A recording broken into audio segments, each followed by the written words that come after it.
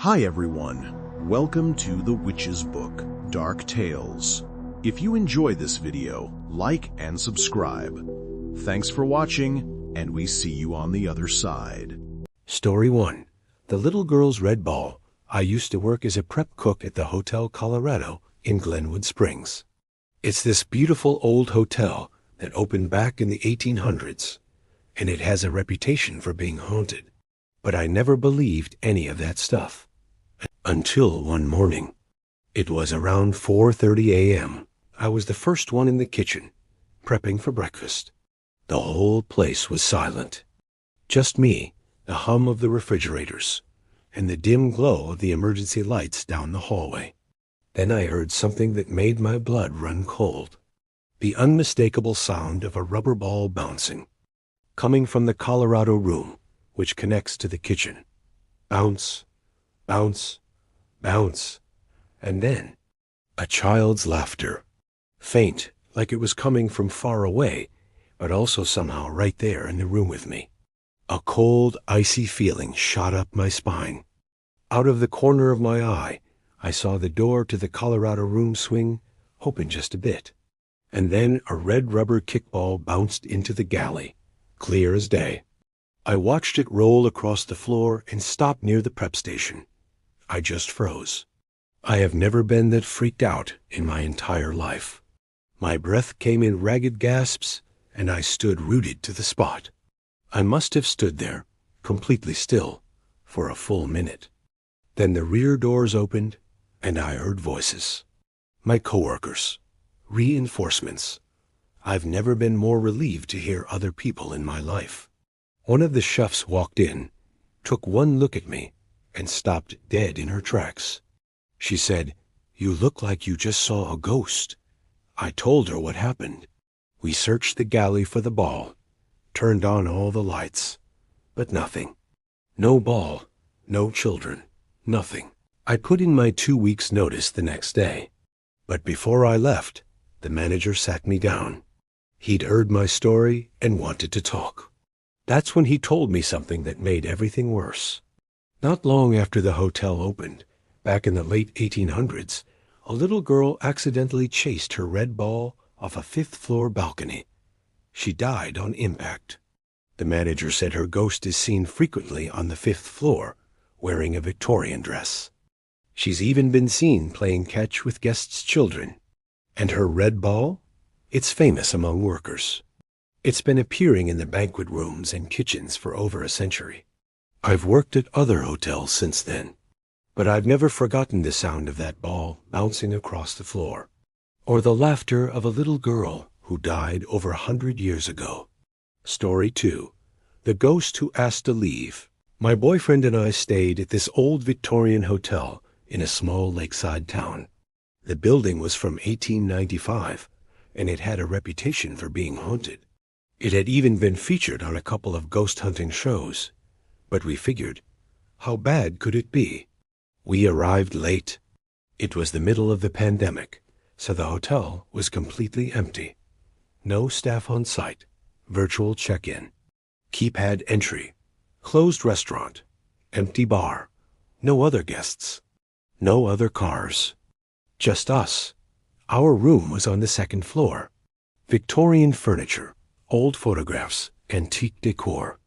It felt like stepping back in time. We unpacked a little, and my boyfriend went outside to grab the rest of our luggage.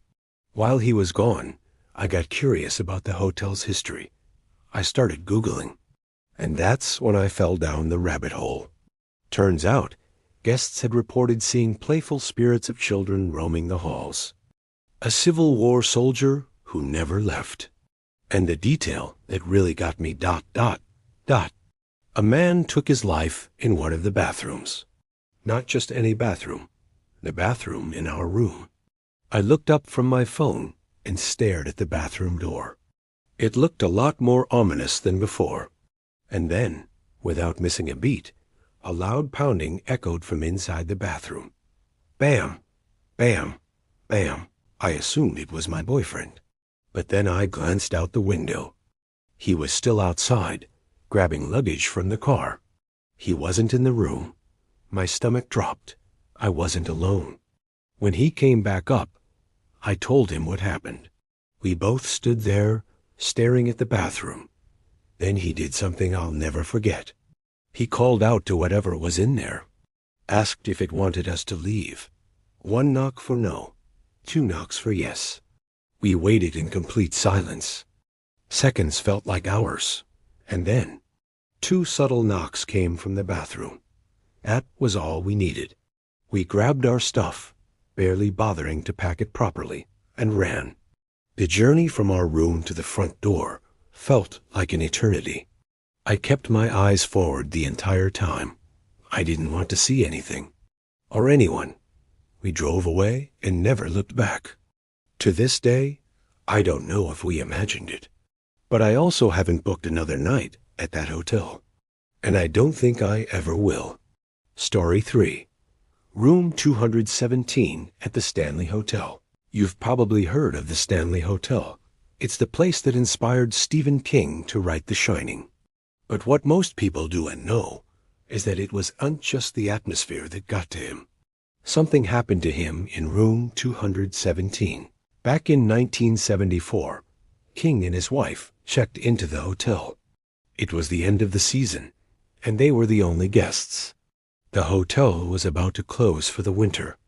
That night, King had a nightmare. In the dream, his son was being chased through the hotel corridors by a fire hose that had come to life, coiling and snaking after him like a serpent. He woke up in a cold sweat, lit a cigarette, and sat by the window, still shaking. And that's when the idea for The Shining came to him. But here's what's creepy. The room he was staying in, room 217, has a history. Back in 1911, there was a gas leak in that room. The head housekeeper, Elizabeth Wilson, entered with an open flame to light the lamps. The gas ignited.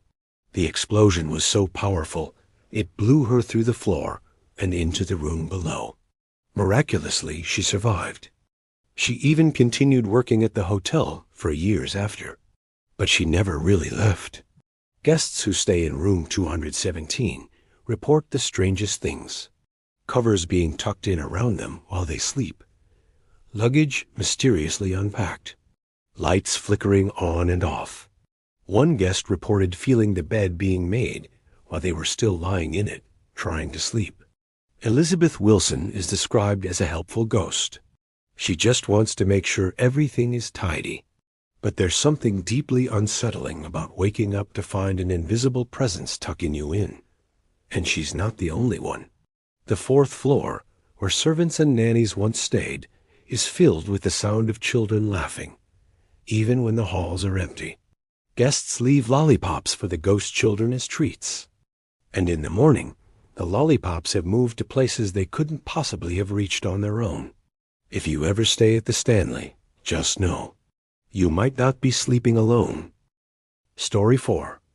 The invisible guest. I was traveling for work a few years ago and stayed at a historic hotel. Beautiful building. Old chandeliers, marble floors, the works. My room was on one of the higher floors. I had some time before my meeting, so I decided to explore. I got lost pretty quickly. These old hotels are like mazes. I ended up on a floor I didn't recognize, wandering through a dimly lit hallway, trying to find my way back to the lobby. That's when I ran into someone. A man, maybe in his 50s.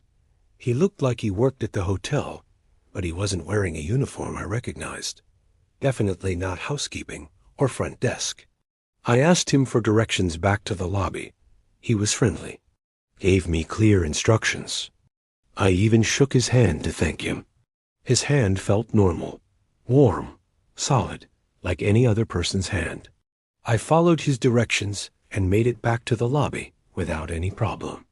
When I walked past the front desk, a clerk and a security guard were staring at me with pale faces.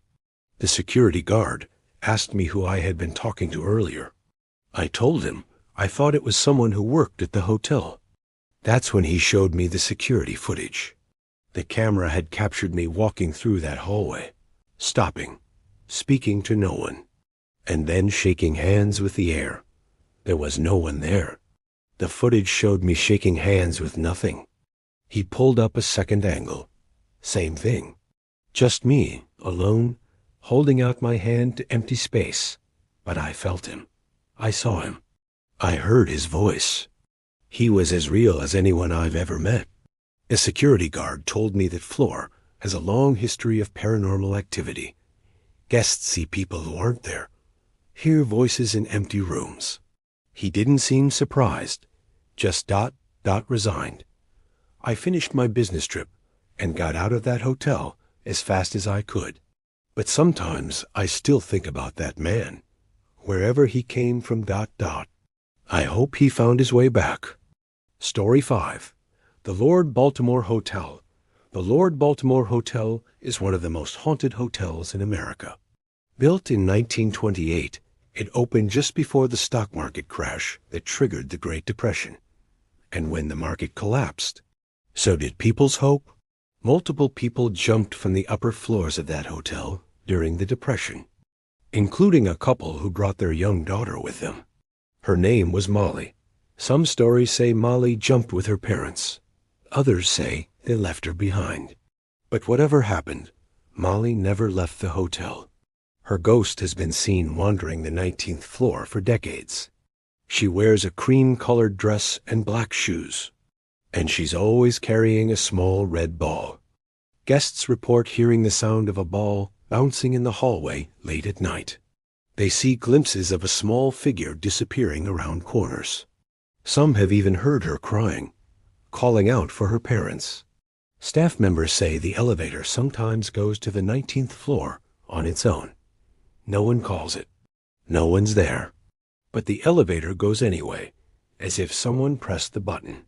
Guests who ride it report feeling icy hands brush against them, the sensation of being watched. On the walls near one of the penthouses, there's a child-size handprint that won't wash away. Housekeeping has tried to remove it countless times. It always comes back. People leave toys and candy for Molly in the hallways. Some say it's to comfort her.